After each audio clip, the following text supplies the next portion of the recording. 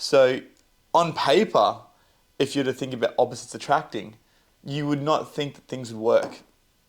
But I was sort of pondering on this. I was really having some deep thought into this, and I'm like thinking to myself, is she going to get bored of this? Because obviously, we are so similar.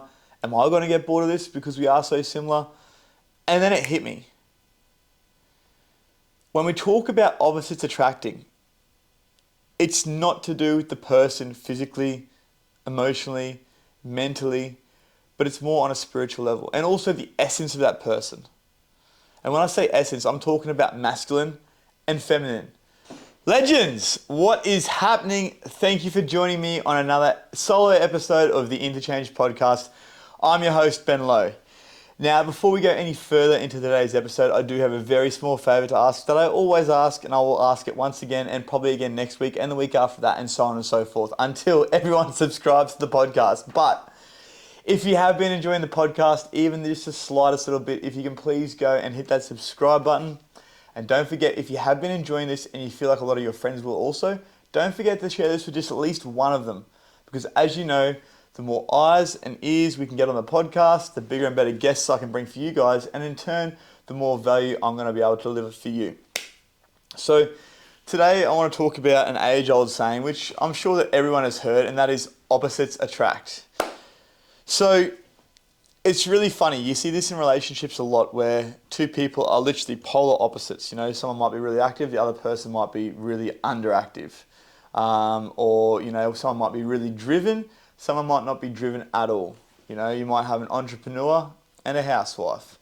Or you might have a sports star and a businesswoman, whatever it might be. Or even let's go the opposite way. So, someone that parties all the time and then their partner sits at home and waits for them to come home. And it's funny, this is what I used to think that opposites attract was all about, or even personality types. You'll have someone that's really, really calm and someone that's really, really hyperactive. Or you'll have someone that's really, really angry with someone that's really, really chilled. And for so long, like I said, this is what I thought was meant by the statement that opposites attract. And it's only come to my attention as of late, since getting into the relationship I'm in now with just an absolutely beautiful human, absolutely beautiful soul, that I've started to understand what the concept of opposites attract is really about. So have a think for a second. When you hear the words opposites attract, what do you think about? First thing that comes to mind. Well, for me, as soon as you say opposites attract, I think about magnets, right? And magnets are negatively and positively charged, or they've got a negative and a positive charge, but the negative side and the positive side will draw together. Whereas if you got the negative and try to put them together, they reject each other. And so we see this dynamic playing out all throughout life. But it's not about the personality traits, the looks, the type of person they are, or anything like that. See, in my relationship that I'm currently in, me and the girl that I'm with have very similar traits. Like, you'd almost say it wouldn't work if you were to look at the age-old way of describing opposites attracting. You wouldn't think it was going to work because we are so similar. We are literally the same person. It's crazy. We think the same. We act the same in a lot of areas as well. We do the same things for work. We have the same wants and needs and goals, and we have a very fragile emotional state in some ways as well. There's honestly so many things across the board that are exactly the same for us. So on paper, if you're to think about opposites attracting, you would not think that things would work. But I was sort of pondering on this. I was really having some deep thought into this, and I'm like thinking to myself, is she going to get bored of this? Because obviously, we are so similar. Am I going to get bored of this because we are so similar? And then it hit me. When we talk about opposites attracting, it's not to do with the person physically, emotionally, mentally, but it's more on a spiritual level, and also the essence of that person. And when I say essence, I'm talking about masculine and feminine. Now, what this means is that there needs to be a healthy masculine and a healthy feminine within the relationship. So whether it be that the male is in his masculine, he's really in his masculine, and the feminine is really in her feminine, and these opposites attract. and they complement each other. That is a healthy relationship. But you might see other dynamics playing out as well. For instance, a very masculine woman will attract a man that might be stuck in his feminine energy. And these are the dynamics that you see playing out throughout relationships.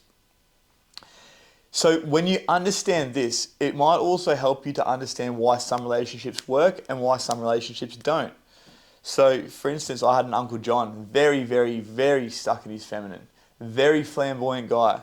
And my auntie, she was quite the opposite, quite in her masculine, quite in her doing. And then I think about my parents. Dad, very in his masculine. Mum, very in her masculine. And they split. They didn't work out. Because once again, they repelled each other. Over time, this is what happens.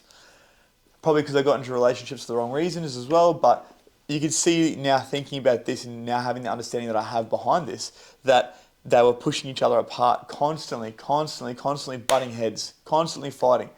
Things were never working. Things were never good enough for mum. So they were always butting heads. Now, this is something that you'll see playing out in relationships that you probably see that you probably are aware of as well. For instance, if there's a man that was in his masculine and something happens to demasculate him and then he starts to be more in his feminine, you might find that his partner then goes and seeks that love that she needed or that safety or that support that she was getting from him from someone else, whether it be through another spouse, maybe having an affair, whether it be through friends, whether it be through family, whether it be through someone else that she can confide in and feel safe to talk about her feelings and emotions and share with. So we've all got needs that we need to be met. And we've all got this dynamic playing out between the masculine and the feminine. So now that you understand that, and now that I guess you've had that brought to your awareness, ask yourself, are you in the masculine? And the masculine is the do. I need to fix everything. Everything needs to be done right this second. Whereas the feminine is more in the feels, in the emotions, the sex appeal, the feel of things, and just going with the flow, just doing things at our own pace. Now, as I said, with these two dynamics that we have playing out all throughout life, we all also have a certain amount of the masculine and feminine within ourselves. And we need to know when it's time to drop out of the masculine and drop into the feminine to be able to nurture and support and hold and caress our lover. Or when it's time to show the fuck up and step into our masculine, especially as men. So we can go to war, or we can go to work, or we can get shit done. But we hear this all the time that there's this toxic masculinity, or toxic femininity really, right? These feminists. But there is no such thing as toxic masculinity. There is just toxicness in general. Toxic behaviors that people play out, and they put a tarnish on it through saying it's toxic masculinity. So men doing certain things, that's toxic masculinity. No, mate. That's not toxic masculinity whatsoever. That's just a lack of awareness and obviously also a lack of morals, values, and probably a lack of direction that man might have where he's being a piece of shit.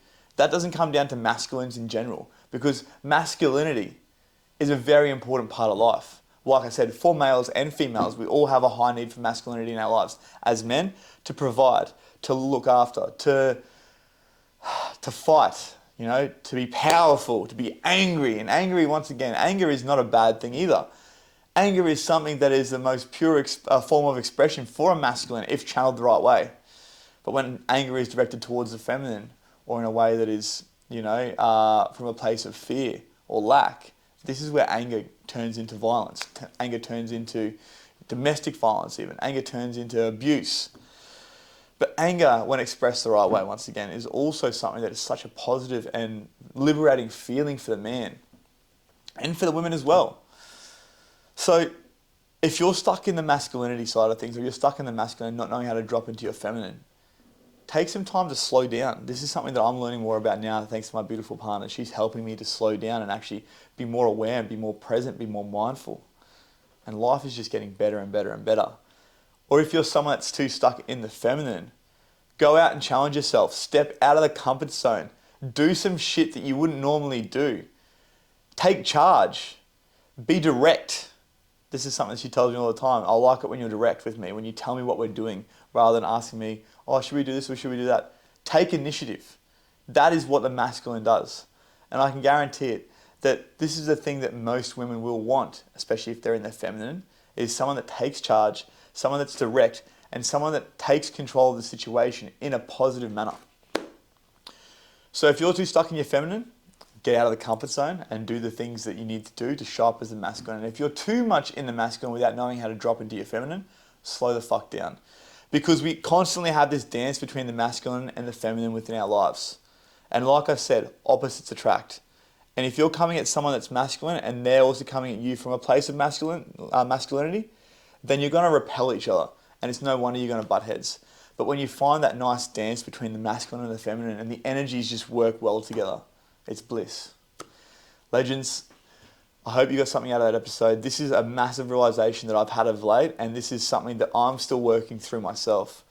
So if this is something you're struggling with and you'd like to find out more about it, please message me, shoot me a message on Instagram, whatever you need to do, send me a smoke signal, fucking email me, whatever. All the details are below if you want to get in contact with me. I'm happy to chat with anyone that has watched this and taken some value from it. See you on the next episode.